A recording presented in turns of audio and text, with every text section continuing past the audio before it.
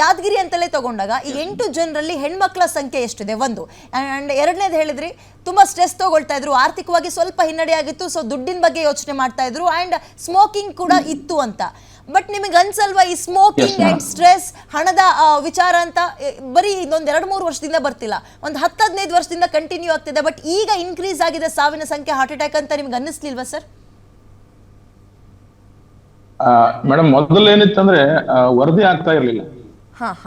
ಅವರು ಚಿಕಿತ್ಸೆಗೆ ಆಸ್ಪತ್ರೆಗೆ ಬರ್ತಕ್ಕಂತ ವ್ಯವಸ್ಥೆ ಇರ್ಲಿಲ್ಲ. ಈಗಾಗಲೇ ನಮ್ಮಲ್ಲಿ ಏನಂದ್ರೆ ಏನಾದ್ರೂ ಏನೇ ಸಮಸ್ಯೆ ಆದ್ರೂ ಕೂಡ ಆಸ್ಪತ್ರೆಗೆ ಬರುವಂತ ಒಂದು ಅರಿವು ಬಂದಿದೆ ಜನರಲ್ಲಿ. ಸೊ ಹಾಗಾಗಿ ಈಗಾಗಲೇ ಎಲ್ಲಾ ಕೇಸುಗಳು ವರದಿ ಆಗ್ತಾ ಇದ್ದವು. ಈ ಮೊದಲು ಆಗ್ತಿದ್ವು ಹೃದಯಾಘಾತದಿಂದ ಸಾವನ್ನ ಆಗ್ತಾ ಇದ್ರು. ಆದ್ರೆ ಇತ್ತೀಚೆಗೆ ಏನಂದ್ರೆ ಈ ಸಾವಿನ ಸಂಖ್ಯೆ ಸ್ವಲ್ಪ ಜಾಸ್ತಿ ಆಗ್ತಾ ಇದೆ ಅಂತಕ್ಕಂಥದ್ದು. ಸರ್ ಇನ್ನೊಂದು ಪ್ರಶ್ನೆ, ಅಂದ್ರೆ ಎಲ್ಲರೂ ಈಗ ಸ್ವಲ್ಪ ಕಂಪೇರಿಟಿವ್ಲಿ ಬೇರೆ ಕಡೆ ಯಾದಗಿರಿ ಸ್ವಲ್ಪ ಈ ಗುಟ್ಕಾ ತಿನ್ನೋದೆಲ್ಲ ಅಭ್ಯಾಸ ಜಾಸ್ತಿ ಅಲ್ವಾ ಸರಿ, ಪಾನ್ ತಿನ್ನೋದೆಲ್ಲ, ಇದೇನಾದ್ರೂ ಕಾರಣ ಆಗ್ತಾ ಇರ್ಬೋದು ಅಂತ ನಿಮ್ಗೆ ಅನ್ಸಿದ್ಯಾ? Definitely madam.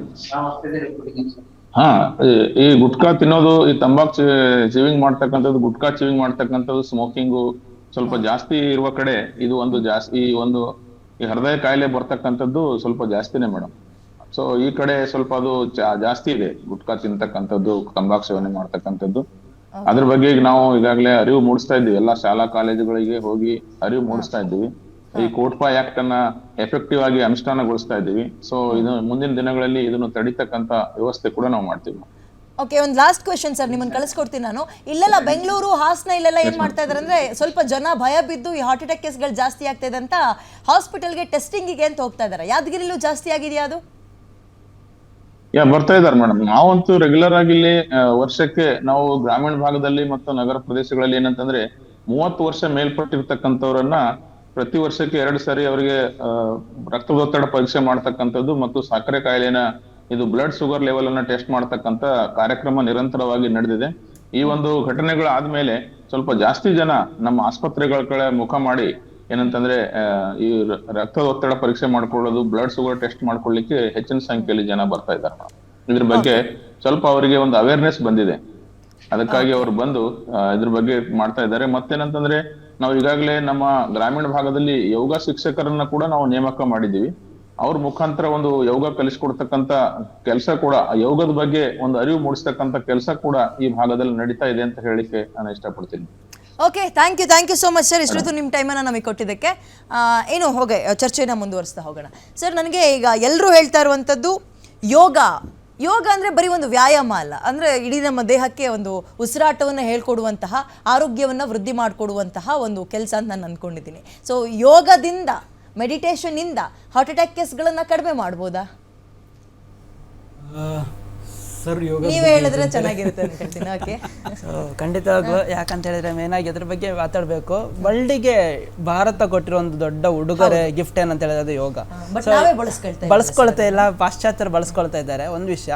ಮತ್ತಿನ್ನೊಂದ್ರೆ ಜನರಿಗೆ ಯೋಗ ಅಂದ್ಕೊಳ್ಳೆ ಎಲ್ಲರೂ ಅನ್ಕೊಳ್ಳೋದು ಇದು ಕಂಪ್ಲೀಟ್ ಆಗಿ ಏನೋ ಮೆಡಿಟೇಷನ್ಸು, ಇಲ್ಲಾಂದ್ರೆ ಖಾಲಿ ಆಸನಗಳು, ಯಾವುದೋ ರೀತಿ ಎಲ್ಲ ಬೆಂಡ್ ಆಗಬೇಕು, ಯಾವುದೇ ರೀತಿ ವ್ಯಾಯಾಮ ಅಂತ ಅನ್ಕೊಳ್ತಾರೆ. ಸೊ ಅಷ್ಟು ಯಾವ ಥರ ಎಷ್ಟು ಚೆನ್ನಾಗಿ ಯೋಗವನ್ನು ಡಿಸ್ಕ್ರೈಬ್ ಮಾಡಿದ್ದಾರೆ ಅಂತ ಹೇಳಿದ್ರೆ, ಯೋಗದಲ್ಲಿ ಅಷ್ಟಾಂಗ ಯೋಗ ಅಂತ ಒಂದು ಕಾನ್ಸೆಪ್ಟ್ ಇದೆ. ಯಮ, ನಿಯಮ, ಆಸನ, ಪ್ರಾಣಾಯಾಮ, ಧಾರಣ, ಧ್ಯಾನ, ಸಮಾಧಿ ಅಂತ. ಸೊ ಇದೆಲ್ಲ ಒಂದೊಂದು ಭಾಗ. ಅಂದರೆ ಅದರಲ್ಲಿ ಯೋಗ ಇದೆ, ನಮ್ಮಲ್ಲಿ ಪ್ರತ್ಯಾಹಾರ ಅಂತ ಇದೆ, ನಮ್ಮ ಆಹಾರವನ್ನು, ನಮ್ಮ ಸೆನ್ಸರಿ ಆರ್ಗನ್ಸನ್ನು ಕಂಟ್ರೋಲ್ ಮಾಡೋದು ಕೂಡ ಒಂದು ಯೋಗ.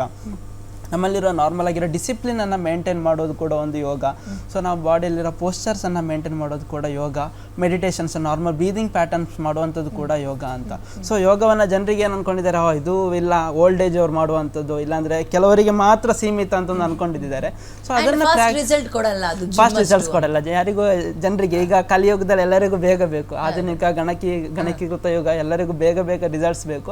ಸೊ ಅಂತಲ್ಲಿ ಬೇಗ ರಿಸಲ್ಟ್ಸ್ ಕೊಡೋದಿಲ್ಲ. ಇವನ್ ನಾವೇ ಈಗ ಯೋಗ ಮಾಡಿದರೆ ವಿತಿನ್ 1 ವೀಕಲ್ಲಿ ನಮ್ಗೇನು ಗೊತ್ತಾಗೋದಿಲ್ಲ, ಏನಿದೆ ನಾರ್ಮಲ್ ಆಗಿ ಇದೆಯಲ್ಲ ಅಂತೇಳಿ.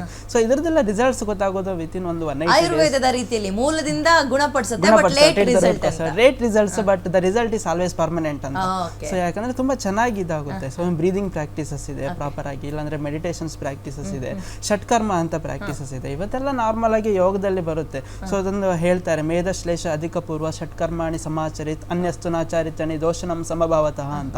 ಅಂದ್ರೆ ನಮ್ಮ ಬಾಡಿಯಲ್ಲಿರೋ ನಾವು ಪ್ರಾಪರ್ ಪ್ರಾಕ್ಟೀಸ್ ಅನ್ನು ಯಾವಾಗ ಯಾವಾಗಲೂ ಮಾಡಬೇಕು, ಬ್ರೀದಿಂಗ್ ಪ್ರಾಕ್ಟೀಸನ್ನು ಮಾಡಬೇಕು, ಯೋಗವನ್ನು ಮಾಡಬೇಕು, ಇಲ್ಲಾಂತ ಹೇಳಿದರೆ ಮೆಡಿಟೇಷನ್ಸನ್ನು ಮಾಡಬೇಕು. ಇದೆಲ್ಲ ಮಾಡಲಿಲ್ಲ ಅಂತ ಹೇಳಿದರೆ ಯಾವತ್ತು ಬಾಡಿಯಲ್ಲಿರುವ ಶುಗರ್ ಆಗಲಿ ಅಥವಾ ಬಾಡಿಯಲ್ಲಾಗಿರೋ ಟೆನ್ಷನ್ಸ್ ಅಂದರೆ ಬಾಡಿಯಲ್ಲಿರುವ ರಕ್ತದೊತ್ತಡ ಆಗಲಿ ಇದೆಲ್ಲ ಬೇರೆ ಜಾಸ್ತಿ ಆಗ್ತಾ ಬರುತ್ತೆ. ಇದನ್ನು ಕಮ್ಮಿ ಮಾಡಬೇಕು ಅಂತ ಹೇಳಿದ್ದಕ್ಕೆ ವ್ಯಾಯಾಮ, ಯೋಗ ಮತ್ತು ಮಿತಾಹಾರ ಅಂತ ಹೇಳ್ತೇವೆ. ಅಂದರೆ ಪ್ರಾಪರಾಗಿರುವ ಫುಡ್ಡನ್ನು ಪ್ರಾಪರಾಗಿ ಸ್ವಾದಿಷ್ಟವಾಗಿ ತಗೊಳ್ಳುವಂಥ ಆಹಾರ.